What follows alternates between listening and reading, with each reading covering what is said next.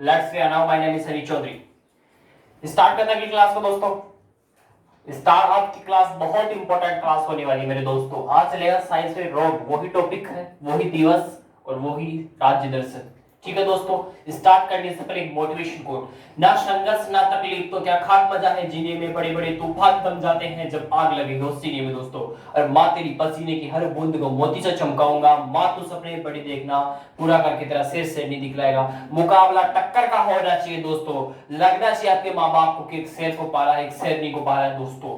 Start करता हूँ, अंत तक बने रहना दोस्तों, पेपर की खोपड़ी में छेद करना है दोस्तों। ठीक है, आगे चलता हूँ, शिद्दत से मेहनत कर लो, वैकेंसी आ चुकी है, भरमार हो चुकी है वैकेंसियों की, बस लग जाओ आप तो। ठीक है दोस्तों, स्टार्ट करता हूँ। देखो साइंस भी चल रहे थे रोग, साइंस भी चल रहा था रोग, आवाज आ रही है खट खट खट, किसकी आ रही है? पड़ोसी छेद करने में लगा हुआ, लेकिन पड़ोसी को पता नहीं नीचे वाली कौन बैठा है, ये उसकी खोपड़ी में छेद करने लगी। ध्यान से सुनना, आगे देखो। पेचिश, पेचिश क्या है? एंट अमीबा हिस्टोलिटी का परजीवी है। ये परजीवी कौन सा है? पेचिश जो रोग होता है कौन से परजीवी से होता है एग्जाम में रटने की आवश्यकता नहीं है, आप तो अंत तक बने रहो, मेरी गारंटी है। अगर आज का जो मैटर है अगर नहीं याद करवा दिया आपको, मेरी गारंटी है, शिद्दत से मेहनत करो आप तो।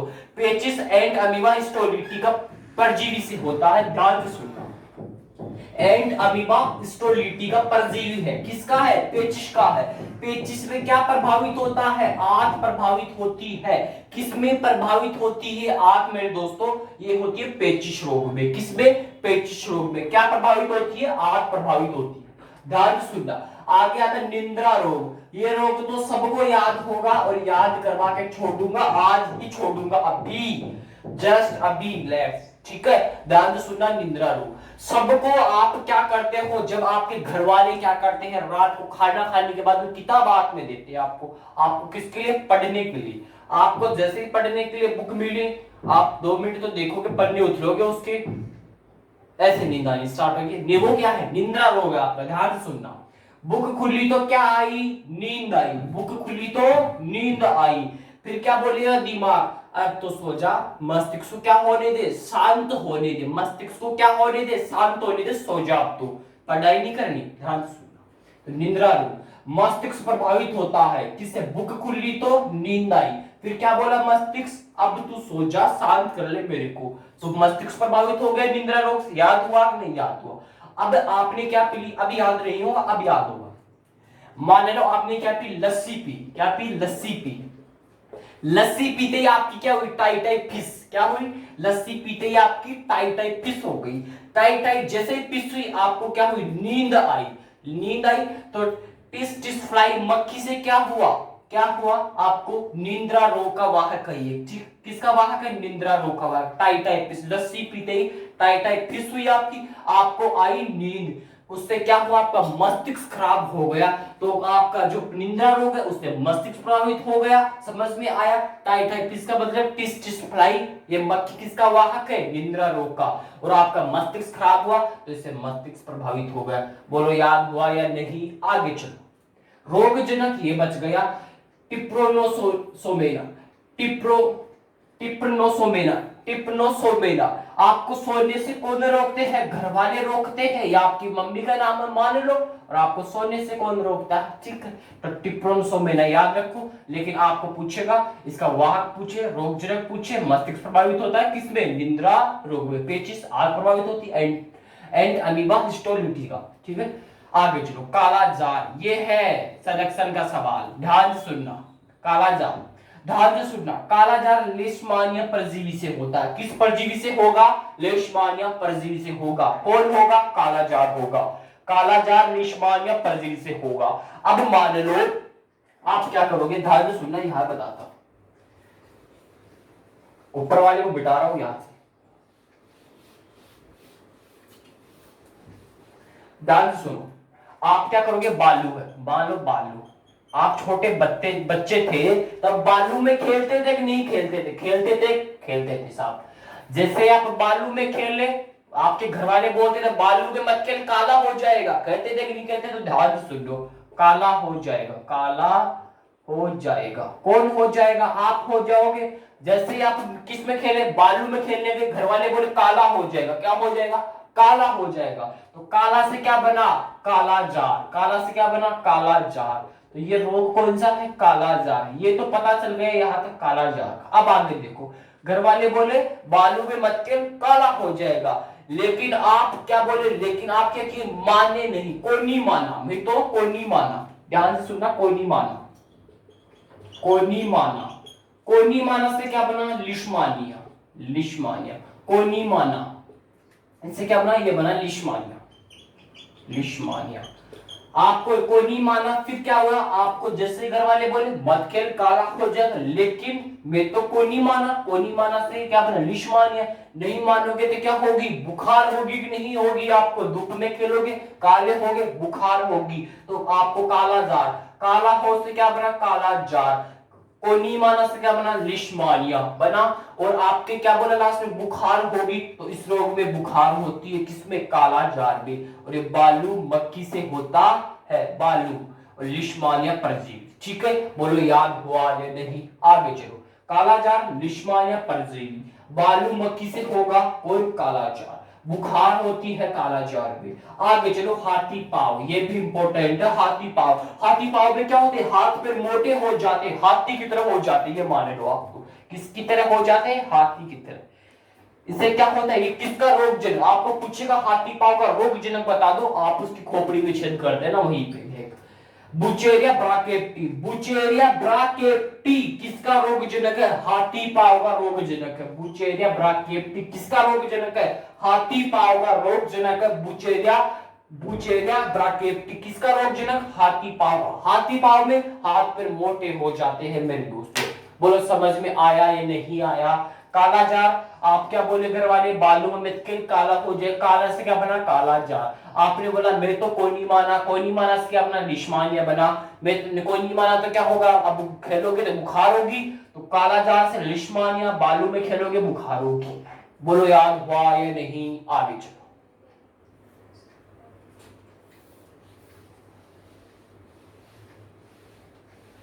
और ना संघर्ष ना तकलीफ तो क्या खाक बजा है जीने में। बड़े बड़े तूफान तब जाते हैं जब आग लगी हो सीने में। आपके सीने में वही आग होनी चाहिए सिलेक्शन के लिए मेरे दोस्तों। और लगना चाहिए, एक शेर को पाला, आपके माँ बाप को लगना चाहिए शेर को पाला है। और पूरे गांव, पूरे शहर में आपका माँ बाप का सर ऊंचा होना चाहिए कि उन्होंने एक शेर को पाला, एक शेरनी को पाला है मेरे दोस्तों।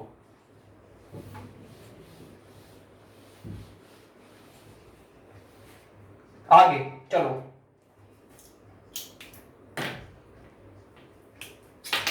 मलेरिया बहुत इंपॉर्टेंट है। अभी याद करवाऊंगा, पीछे याद करवाया था मलेरिया।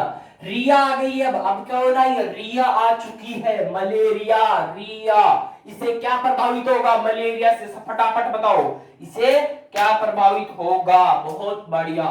इससे क्या प्रभावित होगा? आरबीसी प्रभावित होगी। किसे प्रभावित होती है? मलेरिया से। कौन आ गई? रिया आ गई। रिया का रोना, रिया का रोना। रिया क्या करेगी? रोएगी। तो रिया से क्या, रोने से क्या बना? रोनाल्ड रोज। क्या बना? रोनाल्ड रोज। रोनाल्ड रोज। तो रोनाल्ड रोज मलेरिया से, मलेरिया इसे, मलेरिया के लिए किसको जाना जाता है? रोनाल्ड रोज को जाना जाता है। मलेरिया, रिया क्या करेगी? रोएगी। तो रोने से क्या बना? रोनाल्ड रोज। तो रोनाल्ड रोज को किसके लिए जाना जाता है? मलेरिया के लिए जाना जाता है। और मलेरिया में क्या प्रभावित होता है? आरबीसी प्रभावित होती है। आरबीसी का कब्रिस्तान किसे कहते हैं? यहां से एक क्वेश्चन और निकालो। आरबीसी का कब्रिस्तान, कब्रिस्तान किसे कहते हैं? प्लीहा। आरबीसी का कब्रिस्तान किसको कहते हैं? प्लीहा को कहते हैं। किसको कहते हैं? प्लीहा को। और क्या बोलते हैं? फटाफट आना चाहिए। आरबीसी का कब्रिस्तान, प्लीहा। मलेरिया से कौन प्रभावित? आरबीसी प्रभावित। रिया का रोना यानी कि कौन?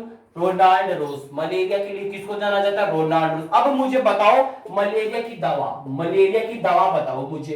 कुनेन। मलेरिया की दवा कौन? कुनेन। अब कुनेन किससे मिलती है? किसके वृक्ष से मिलती है? सिनकोना के वृक्ष से मिलती है। लेकिन याद नहीं करना सिनकोना का वृक्ष। रिया क्या करती है, कोने में बैठकर सिसक सिसक के रोती है। कौन रोती है, रिया रोती है। तो सिसक सिसक के कौन रोती है, रिया रोती। किसमें बैठ के रोती है, कोने में बैठ कर रोती है। तो सिनकोना का वृक्ष किसके लिए, कुनेन के लिए। ध्यान से सुनना, लिख लो इसको, सिनकोना, सिनकोना का वृक्ष से मिलती है कुनेन, सिनकोना के वृक्ष से मिलती है। कौन मिलती है सिनकोना के वृक्ष से, सिनकोना के वृक्ष से कुनेन। कुनेन क्या है, मलेरिया की दवा। मलेरिया से कौन प्रभावित होगा, आरबीसी प्रभावित होगी। आरबीसी का कब्रिस्तान किसे कहते हैं, प्लीहा या तिल्ली, तिल्ली भी बोलते हैं इसको, लिख लो, तिल्ली भी बोलते हैं इसको, है ना।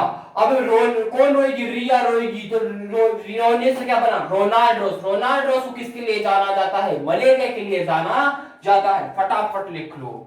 और इसका परजीवी वगैरह अभी तो और पढ़ेंगे, मलेरिया पूरा नहीं हुआ, अभी पूरा नहीं हुआ। मलेरिया होता किसे है ये बताओ ना मुझे, तुम तो पहले तो प्लाज्मोडियम से होता है। किसे होता है, प्लाज्मोडियम से, प्लाज्मोडियम, प्लाज्मोडियम से होता है। कौन होता है, प्लाज्मोडियम से। प्लाज्मोडियम से कौन होता है, मलेरिया। प्लाज्मोडियम किसका वाहक है, प्लाज्मोडियम का परजीवी का नाम बताओ, फटाफट नाम आना चाहिए। मादा एनाफ्लीज, बहुत बढ़िया। परजीवी कौन है इसका, मादा एनाफ्लीज, मादा एनाफ्लीज। ये मच्छर है एक, मादा एनाफ्लीज एक मच्छर है। ध्यान से सुनना, मलेरिया किससे होगा, प्लाज्मोडियम से होता है। प्लाज्मोडियम का परजीवी कौन, मादा एनाफ्लीज। रिया क्या की, रोई, रोई से क्या बना, रोनाल्डोस। रोनाल्डोस को किसके लिए जाना जाता है, मलेरिया के लिए जाना जाता है। और मलेरिया से क्या प्रभावित होगा, आरबीसी प्रभावित होगी। मलेरिया की दवा क्या है, कुनेन। कुनेन किससे मिलती है, सिनकोना के वृक्ष से मिलती है। रिया सिसक सिसक के रोती है कोने में बैठ के, तो सिनकोना का वृक्ष बन चुका है। और आरबीसी का कब्रिस्तान किससे कहते हैं, प्लीहा या तिल्ली को कहते हैं। नोट करना, अगर आपका माँ बाप का सपना है कंधों पे सितारे, बदन पे वर्दी, सर पे टोपी, तो आपको पढ़ना तो पड़ेगा और मेहनत तो करनी पड़ेगी, तब ही होगा। किसमें, गांव में ऊंचा होगा सर माँ बाप का। ठीक है दोस्तों, तो मेहनत तो करनी पड़ेगी। लिखो फटाफट।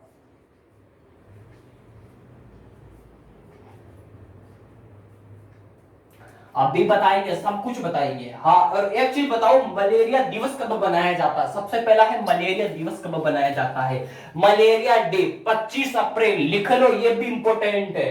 मलेरिया डे, मलेरिया दिवस, मलेरिया दिवस कब मनाया जाता है, 25 अप्रैल को बनाया जाता है। मैंने एक दिवस यही कंफर्म कर दिया, जहां से भी क्वेश्चन उठाता हूं पोस्टमार्टम करता हूं पूरे का। तो मलेरिया का 25 अप्रैल, ठीक है, लिख लो फटाफट से।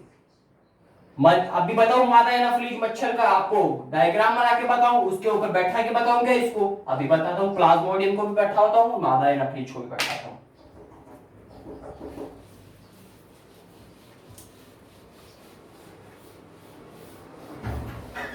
देखो,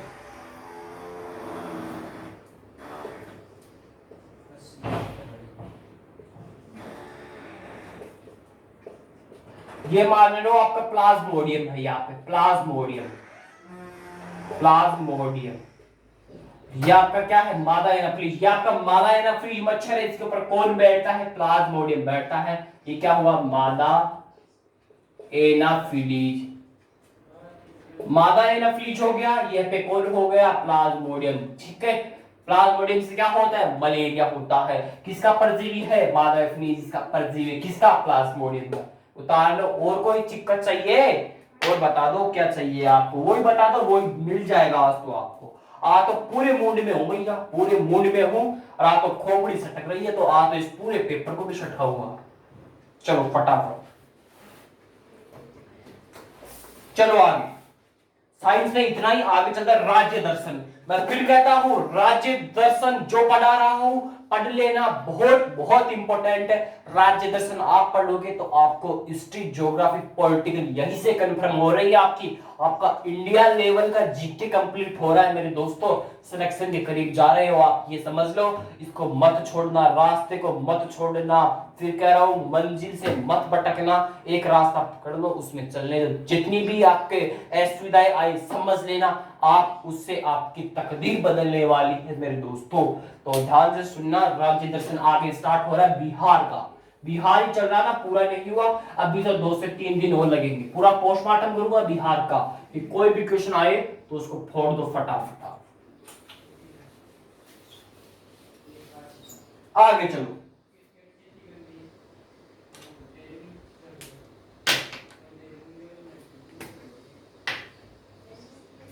लिखो आगे। बिहार में Valmiki national park, Valmiki national park, Valmiki national park कहां पे स्थित है? बिहार में कौन सी जगह पे है ये बता दो मुझे। तुम तो बिहार लिख के याद कर लेना, आपको बाकी जगह का नाम याद में हो या नहीं हो कोई दिक्कत वाली बात नहीं, कोई भी नहीं पूछेगा आपको। आपको इतना सा याद होना चाहिए वाल्मीकि नेशनल पार्क कहां पे आता है। ये साहब आता है कहां पे? बिहार में आता है। कहां पे आता है? बिहार में आता है। चलो आगे और नोट करो आप। लोहरिया लिखो, लोहरिया नंदनगढ़, लोहरिया नंदनगढ़,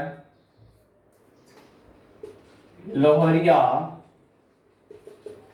नंदनगढ़ अशोक का स्तूप। लोहरिया नंदनगढ़ अशोक का स्तूप कहां पे है? मुझे फटाफट बताओ। ये क्वेश्चन पूछा हुआ है मेरे दोस्तों, पूछा हुआ क्वेश्चन है। हर वैकेंसी में यहां से क्वेश्चन निकलता है। लोहरिया नंदनगढ़ अशोका स्तूप कहां पे है? चंपारण में तो है, लेकिन कौन से चंपारण में है ये भी आना चाहिए। यहां पे तो गलती करते हैं बच्चे, चंपारण में तो है लेकिन कौन से चंपारण में आता है? ईस्ट या वेस्ट में आता है? बहुत बढ़िया, वेस्ट चंपारण। जिसने भी बताया उसके लिए तालियां होनी चाहिए। वेस्ट चंपारण, बहुत गजब का क्वेश्चन है। वेस्ट चंपारण देखो, लोहरिया नंदनगढ़ अशोका स्तूप वेस्ट चंपारण, ठीक है। और वाल्मीकि नेशनल पार्क बिहार में। दोनों इंपोर्टेंट क्वेश्चन है और बिहार के लिए तो ये तो रामबाण साबित है बिहार वालों के लिए। फिर कह रहा हूं, क्या कह रहा हूं, आपको शिद्दत से मेहनत करनी है। दोनों के दोनों नोट कर लो। आप सोचो पीडीएफ मिल जाएगी, मैं तो पीडीएफ नहीं देता। अगर मैं यहाँ नोट करवा रहा हूं और आपका माँ बाप का सपना है कि आप क्या हो, एक बदन पे वर्दी, कंधों पे सितारे, सिर पे टोपी होनी चाहिए, तो कलम उठा के लिखना स्टार्ट कर दो, नोट करना स्टार्ट कर दो। जब तक आप सोचोगे पीडीएफ मिल जाएगी, आप सोओगे सुन सुन के, नहीं काम चलेगा। जितनी बार आप पेन से कॉपी में लिखोगे, समझ लेना आप अपनी तकदीर लिख रहे हो, अपनी तकदीर लिख रहे हो। जितनी बार एक शब्द को लिख रहे हो, समझ लेना आप सिलेक्शन को बार बार लिख रहे हो, आपकी तकदीर बार बार लिख रही है, आप अपने इतिहास को लिख रहे हो। एक चीज को 10 बार पढ़ने से सिलेक्शन होता है, अलग अलग चीजों को 10 बार पढ़ने से सिलेक्शन नहीं होता मेरे दोस्त। फिर कह रहा हूं, एक चीज को 10 बार पढ़ोगे तब सिलेक्शन होगा, यानी कि एक चीज को 10 बार पढ़ लो तब सिलेक्शन होता है, ये नहीं है अलग अलग चीजों को 10 बार, अलग अलग चीजों को एक एक बार पढ़ने, यानी कि 10 बार में आटा में ले रहे हो, यानी कि घोल मत होगी, सिलेक्शन नहीं होगा। एक चीज को पढ़ो 10 बार तब सिलेक्शन होता है, यह नहीं है एक आप फुदक रहा है यूट्यूब चैनल पे, एक उस चैनल पे फुदक रहा है, एक उस पे फुदक रहा है। अरे डट जाओ एक जगह, तब होगा सिलेक्शन। वहां क्या लिया, वहां क्या लिया, वहां पढ़े, वहां गए, 3 बजे उठे, 2 बजे उठे, वहां गए, तब नहीं होगा। भटकाने के लिए बना है यूट्यूब चैनल, भटकने के लिए बना है, भटकाने के लिए बना है, ठीक है, भटकाने के लिए बना है दोस्तों। तो भटकना नहीं है, इसका इस्तेमाल ऐसा करना है कि उसकी खोपड़ी में छेद करना, पड़ोसी की में, और उसको बताना है कि हम क्या चीज है दोस्तों। और फिर कह रहा हूं, क्या कह रहा हूं, कि आपको सिलेक्शन लेना है और माँ बाप का जो सिर है वो फिर कह रहा हूं ऊपर करना है, पूरे गांव के अंदर ऊपर करना है कि मेरा छोरा मेरी छोरी इतने करके दिखाए, सुन ले पड़ोसी। फिर वो कहेगा सुन ले पड़ोसी, डीजे तो तेरे घर के आगे ही बजेगा और पेपर की खोपड़ी में होगा क्या, छेद होगा, किसी में, पेपर। ये तो है मान लो पेपर, ये है आपकी खोपड़ी और इसके अंदर आप क्या कर रहे हो, छेद कर रहे हो।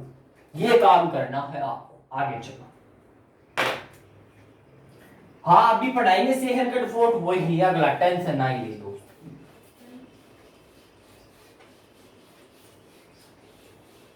जब तक आपको मोटिवेट नहीं करूंगा तब तक आपके सीने में आग भी नहीं होगी, और मेरे मोटिवेट करने से आप 10 मिनट 15 मिनट मोटिवेट रह जाओगे। अपने माँ बाप का चेहरा देख के फिर पढ़ लिया करो, उनकी क्या स्थिति है, एक पैसा किस प्रकार कमाया जाता है, उनको पूछो किस प्रकार कमाया जाता है दोस्तों, ठीक है दोस्तों। फिर कह रहा हूं आगे लिखो, नाहरगढ़ फोर्ट लिखो आगे। नाहरगढ़ थोड़ी लिखोगे, सेहरगढ़ फोर्ट लिखोगे। सेहरगढ़ फोर्ट, सेहरगढ़ फोर्ट लिखो फटाफट, सेहरगढ़ फोर्ट फटाफट नोट कर लो। कहां पे पड़ता है ये बताओ? रोहतास, रोहतास में पड़ता है। कौन पड़ता है? रोहतास में। जिला ही है इधर, जिला ही है रोहतास जिला ही। रोहतास जिला बिहार में पड़ता है। यहाँ पे क्या पड़ता है? सेहरगढ़ फोर्ट। अब मुझे बताओ सेहरगढ़ फोर्ट किस नदी के किनारे? दुर्गावती नदी के किनारे। बहुत गजब का क्वेश्चन है, लिखो दुर्गावती नदी के किनारे। दुर्गावती नदी के किनारे कौन सा फोर्ट? बिहार में सेहरगढ़ फोर्ट। नाहरगढ़ फोर्ट नहीं है जयपुर वाला, सेहरगढ़ फोर्ट है, रोहतास जिले के अंदर आता है। कौन? सेहरगढ़ फोर्ट, दुर्गावती नदी। लिखो फटाफट नोट करो। आगे चलते हैं नालंदा विश्वविद्यालय। किसकी तरफ चलते हैं? नालंदा की तरफ। नालंदा विश्वविद्यालय, नालंदा विश्वविद्यालय। अब मुझे बताओ नालंदा विश्वविद्यालय जो है वो कहां पे पड़ता है? नालंदा बिहार में पड़ता है। कहां पे पड़ता है? नालंदा विश्वविद्यालय नालंदा बिहार में पड़ता है। लिख लो इस चीज को, नालंदा विश्वविद्यालय नालंदा बिहार।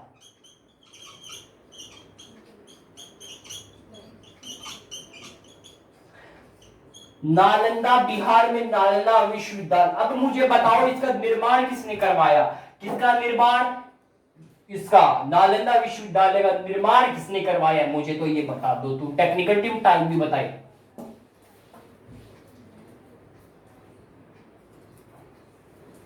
इसका निर्माण बताओ और इसको नेक्स्ट किसने किया वो बताओ। बहुत बढ़िया, कुमार गुप्त फर्स्ट ने इसका निर्माण करवाया। कुमार गुप्त फर्स्ट ने निर्माण करवाया किसका? नालंदा विश्वविद्यालय का। और नालंदा विश्वविद्यालय कहां पे पड़ता है? नालंदा विश्वविद्यालय मेरे दोस्तों नालंदा बिहार में पड़ता है। नालंदा बिहार में ही आता है। अब मुझे बताओ नालंदा विश्वविद्यालय को नेक्स्ट किसने किया और इसमें कौन पढ़ के गए थे? चीनी यात्री। चीनी यात्री कौन? उनका नाम भी आना चाहिए। और 72 देशों की यात्रा की थी, उनका भी नाम आना चाहिए दोस्तों। बता फटाफट बताओ इसको। नेक्स्ट किसने किया? नेक्स्ट किसने किया? मैं तुझे पानी पीता हूं। नेक्स्ट क्या किसने किया? फटाफट आना चाहिए। बहुत बढ़िया, बरखात खिलजी, शानदार क्वेश्चन।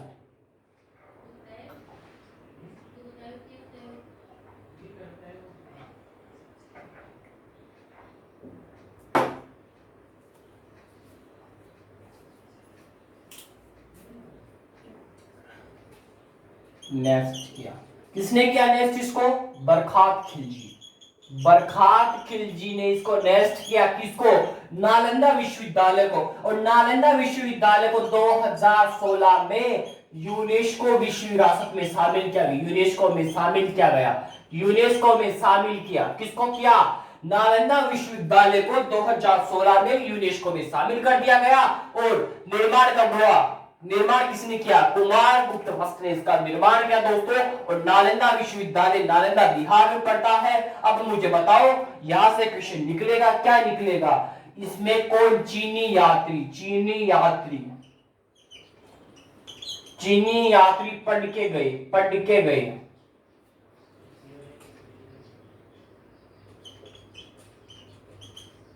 चीनी यात्री पढ़ के गए, ठीक है। चीनी यात्री किससे पढ़ के गए? नालंदा विश्वविद्यालय में। हेनसांग, बहुत बढ़िया, हेनसांग चीनी यात्री। कौन था चीनी यात्री? हेनसांग आया था। हेनसांग, नाम याद होना चाहिए, नाम याद होना चाहिए। नालंदा विश्वविद्यालय में मिटा रहा हूं इसको, ठीक है दोस्तों। चीनी यात्री कौन? हेनसांग। हेनसांग चीनी यात्री यहाँ पे पढ़ के गए थे, ठीक है दोस्तों। हेनसांग चीनी यात्री, ठीक है, लिख लो इतनी जानकारी। और मुझे एक क्वेश्चन का आंसर दे दो। 72 देशों की यात्रा की किसने? हेनसांग ने की। नहीं, सीयूकी ने की। बहुत बढ़िया, सीयूकी। शियुकी ने बेहतर देशों की यात्रा की और यहाँ पे पढ़ के गए थे चीनी यात्री हेंगसांग शियुकी। कहां पे? नालंदा विश्वविद्यालय नालंदा बिहार में। और 2016 में यूनेस्को विश्व विरासत में शामिल कर लिया गया और बरखात खिलजी ने इसको नष्ट कर दिया। निर्माण कुमार गुप्त फर्स्ट ने करवाया। किसका निर्माण करवाया? नालंदा विश्वविद्यालय का निर्माण करवाया, जो नालंदा बिहार में स्थित है मेरे दोस्तों। यहां से जितने भी क्वेश्चन बनते हैं मैंने आपके लिए बरखात किए हैं। बहुत बढ़िया बढ़िया क्वेश्चन दिया है, नोट कर लो फटाफट से। टेक्निकल टीम साइड आ गई।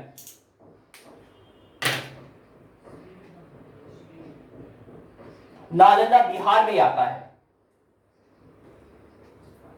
अब चलते हैं देवी माता, मुंडेश्वरी देवी माता, मुंडेश्वरी देवी माता। टेक्निकल टीम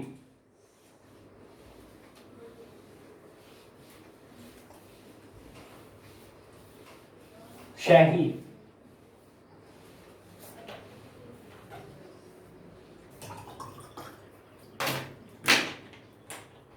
ध्यान से सुनना, मुंडेश्वरी देवी, मुंडेश्वरी।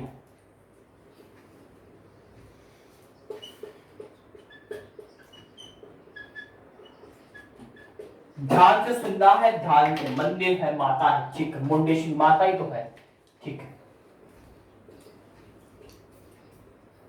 मुंडेश्वरी देवी मंदिर कहां पे पड़ता है? सबसे पहले तो मुझे इसका आंसर आना चाहिए, कहां पे पड़ता है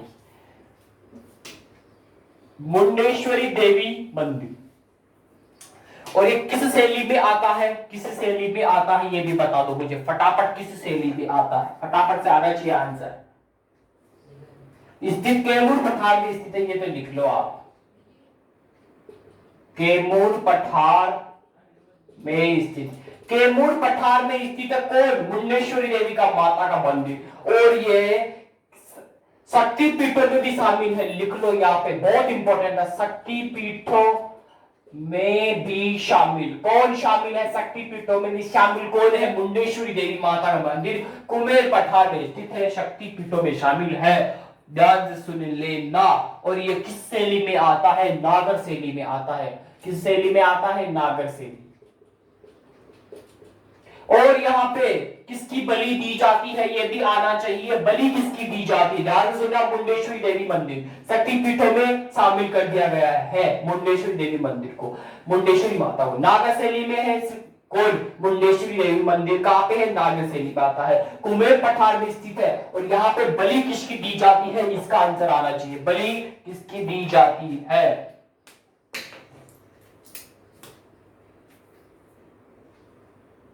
रक्त विहीन, लिख लो, रक्त विहीन बलि दी जाती है। पूछ सकता है एग्जाम में ये वाला क्वेश्चन।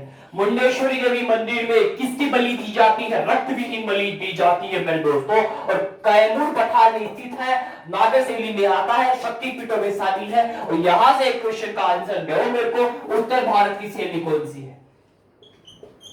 उत्तर भारत की शैली, इलेक्शन नोट कर लेना डिब्बे में। उत्तर भारत की शैली कौन सी है? आपने नागर शैली बताया, मुंडेश्वरी देवी मंदिर। अब मुझे ये बता दो, क्या बता दो कि उत्तर भारत की शैली, फटाफट से आंसर आना चाहिए इसका। और आगे चलते हैं फिर गोल पे। बहुत बढ़िया, नागर शैली उत्तर भारत में तो शामिल है। मुंडेश्वरी देवी का माता का मंदिर कहां पे स्थित है? कहां पे स्थित है फटाफट बताओ। मुंडेश्वरी देवी का माता का मंदिर उत्तरी भारत में, उत्तरी भारत में आता है। तो मैंने क्या बोला? उत्तरी भारत में कौन सी शैली आती है? कौन सी शैली? नागर शैली। तो ये किस में से शामिल है? उत्तरी भारत में आता है, तो नागर शैली में ही तो आएगा। आया या नहीं आया? अगर ये नहीं याद होता है तो उत्तरी भारत याद रखो। उत्तरी भारत में कौन सी शैली? नागर शैली, याद हुआ। अब देखो, मुंडेश्वरी देवी का माता का मंदिर, इसका मतलब ये उत्तरी भारत में आता है, इसके लिए तो इसको किस में शामिल है? नागर शैली में शामिल है। और शक्ति पीठों में भी शामिल कर दिया गया है। कैमूर पठार में स्थित है, रक्त विहीन बलि दी जाती है। साफ साफ सूत्री सूत्री लाइनों में स्मार्ट स्टडी की तरह यहाँ पे साफ साफ सुंदर सुंदर 4 लाइनें लिखी हुई है। और ऐसे पूछेगा, आप में दम है तो आप निकाल के पढ़ लो, ऐसा देखिए नहीं होगा। इस कंटेंट को तैयार करने में, पढ़ने में, निकालने में काफी समय लगता है दोस्तों। फिर कह रहा हूं, मेहनत कर लो, मेहनत कर लोगे मजा आ जाएगा। मेहनत करो। लेकिन लिखो आगे, गोल घर। गोल घर क्या? जब अकाल पड़ता था तो अनाज को इकट्ठा किया जाता था, उस समय उसको कहते थे गोलघर। लिखो आगे, बात करते हैं गोलघर।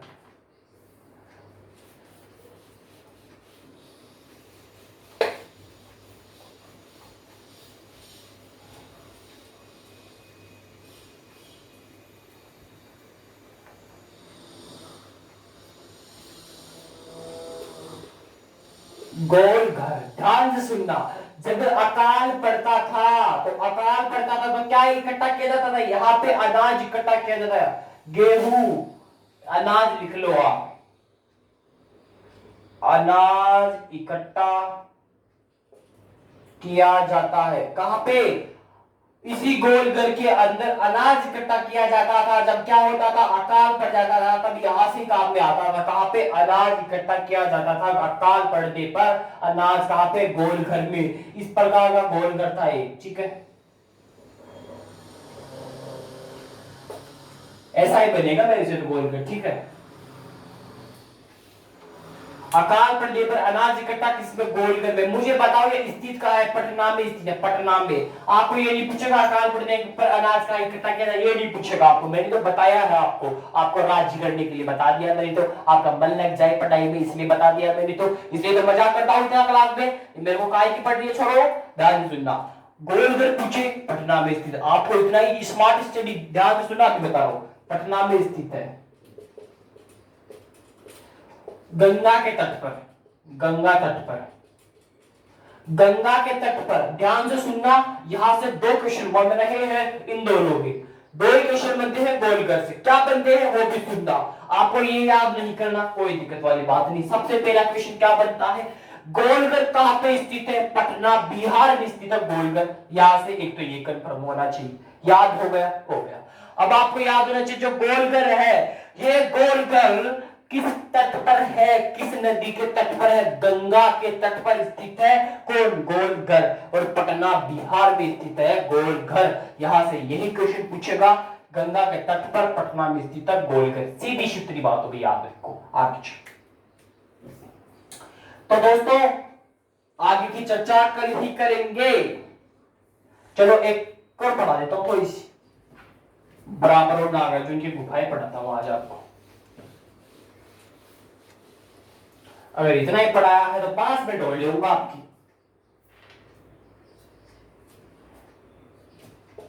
बराबर और नागार्जुन की गुफाएं, ये पड़ती कहां पे है? स्थित कहां पे? जहानाबाद में। कहां पे है? जहानाबाद। अब जहानाबाद कहां पे पड़ेगा? बिहार का पड़ेगा, बिहार में आएगा। लिख लो जहानाबाद। जहानाबाद बिहार में क्या स्थित है? बराबर, बराबर और नागार्जुन की गुफाएं। मुझे बताओ नागार्जुन की गुफाएं कितनी है? सबसे पहला क्वेश्चन। और बराबर की गुफाएं कितनी है? दोनों अलग अलग क्वेश्चन है। बराबर की गुफाएं, नागार्जुन की गुफाएं, दोनों का आंसर आना चाहिए। कहां पे स्थित है? जहानाबाद। कहां पे पड़ता है? बिहार में पड़ता है साहब। चलो आगे। फिर कह रहा हूं यूपीएससी आईएएस में पूछा हुआ क्वेश्चन है। यूनियन पब्लिक सर्विस कमीशन ने पूछा हुआ क्वेश्चन है। क्या पूछा हुआ है? यूपीएससी आईएएस में पूछा हुआ क्वेश्चन है। क्या पूछा हुआ है? क्या पूछा हुआ है? बराबर और नागार्जुन की गुफाएं कहां पे है? जहानाबाद बिहार में पड़ती है। और पूछ ले बराबर की गुफाएं कितनी है? कितनी है? 3 है। और नागार्जुन की गुफाएं कितनी है? और कितनी? 4। और 4 प्लस 1 किया, कितनी हुई? 4 हुई। क्या पे? बराबर की गुफाएं 3 प्लस 1 किया 4, कितनी? नागार्जुन की गुफाएं। बोलो बराबर और नागार्जुन की गुफाएं, जहानाबाद बिहार। यूपीएससी में पूछा हुआ क्वेश्चन है। बराबर की गुफाएं कितनी है? 3 और नागार्जुन की गुफाएं 4। 3 प्लस 1 4। बोलो याद हुआ या नहीं? ना संघर्ष ना तकलीफ तो क्या खाक मजा है जीने में। बड़े बड़े तूफान जम जाते हैं जब आग लगी हो सीने में। और सीने में आग होगी तब होगा आपका सिलेक्शन। सीने में आग होनी चाहिए, सिलेक्शन के लिए आग होनी चाहिए मेरे दोस्तों, आग होनी चाहिए, आग। तो जिंदा है, जिंदगी की नाक में दम करके रख दे मेरे दोस्त, और पेपर की खोपड़ी में छेद कर दे कि उसका पता नहीं चलनी चाहिए कहां पे छेद हुआ है। और सुले पड़ोसी डीजे तेरे घर के आगे ही बजेगा। 3 क्वेश्चन और लिखाऊंगा, यहां से 3 क्वेश्चन और लिखाऊंगा। शेर शाह सूरी लिखो आगे, लिखो शेर शाह सूरी का मकबरा कहां पे स्थित है?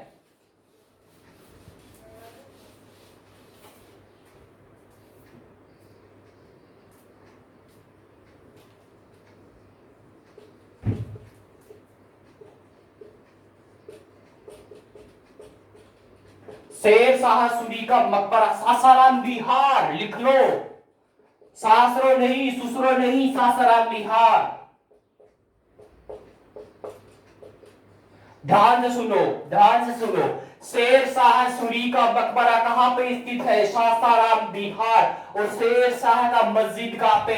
शेर शाह की शेर शाह सूरी मस्जिद कहां पे है? ये दो आप एक आंसर। शेर शाह मस्जिद। मैं इसका आंसर नहीं दूंगा, कमेंट बॉक्स में आज शेर शाह सूरी मस्जिद इसका ही आंसर होना चाहिए।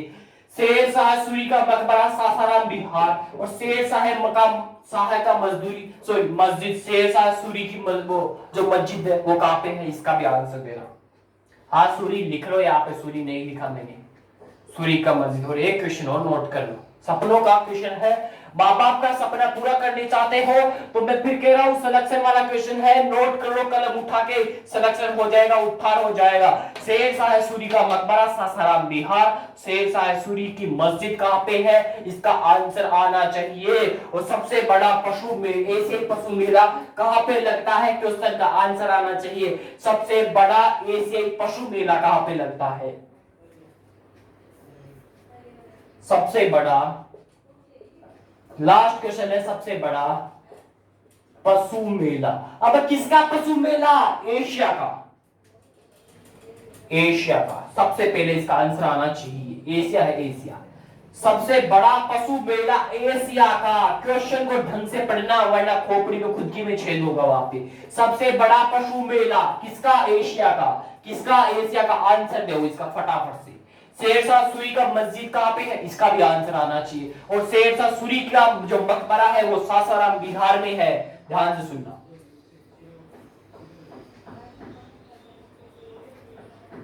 और सोनपुर का मेला ये भी बताओ, सोनपुर का मेला ये भी बताओ। ये तो बिहार, बहुत बढ़िया, ये भी बता दो, फटाफट से बता दो। सबसे बड़ा पशु मेला सोनपुर का मेला। ध्यान से सुनना, सबसे बड़ा पशु मेला सोनपुर का मेला। यहां से एक क्वेश्चन पूछेगा और पूछे सबसे बड़ा पशु मेला एशिया का कौन सा है? सोनपुर का मेला। कहां पर लगता है? बिहार में लगता है। और शेर शाह सूरी की मस्जिद कहां पे है? इसका आंसर आप दोगे। और शेर शाह सूरी का मकबरा सासाराम में नहीं, सासाराम बिहार में। मेरी तरफ से आज तो पूरा नहीं हुआ, अभी भी 2 दिन लगेंगे इसमें करवाने में। ठीक है, ये क्लास इतनी और पढ़ूंगा। अपना ध्यान रखिए, अपनों का ध्यान रखिए, स्वस्थ रहिए। फिर कहूंगा मंजिल ने हौसलों से कहा तेरे बस की बात नहीं। हौसलों ने मंजिल की आंखों में आंखें डाल के बोला चल छुट्टी तेरी इतनी औकात है। और मां तेरी पसीने की हर बूंद को मोती सा चमकाऊंगा। मां तू सपने बड़े देखना, पूरा करके तेरा शेर से नहीं दिखलाएगा। और मुकाबला टक्कर का होना चाहिए, लगना चाहिए आपके माँ बाप को कि एक शेर को पाला, एक शेरनी को पाला है दोस्तों। ठीक है, और फिर कह रहा हूं, क्या कह रहा हूं, आपके जिले, आपके गांव में माँ बाप का सिर है ऊपर होना चाहिए, लगना चाहिए उनको। जय हिंद दोस्तों।